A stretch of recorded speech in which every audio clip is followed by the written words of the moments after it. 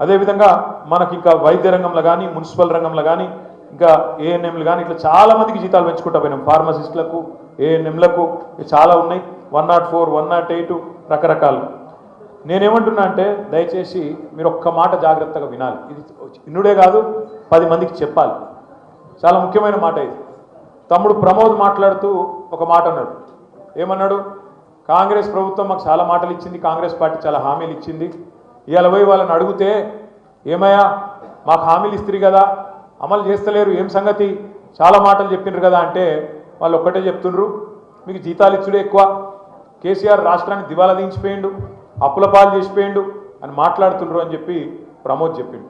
దయచేసి ఇక్కడికి వచ్చిన మా అన్నలకు, మా తమ్ములకు, మా చెల్లెలకు, మా అక్కలకు నేను చేతులు జోడించి ప్రార్థిస్తా ఉన్నాను. ఈ తప్పుడు ప్రచారాన్ని, ఈ తప్పుడు కూతలను, ఈ పనికిమాలిన విధవ ప్రచారాన్ని తిప్పికొట్టవలసిన బాధ్యత మన మీదనే ఉన్నది. వాళ్ళు మాట్లాడుతున్న మాటలు బక్వాస్ మాటలు, బోగస్ మాటలు, పచ్చి బక్వాస్ మాటలు, పచ్చి బోగస్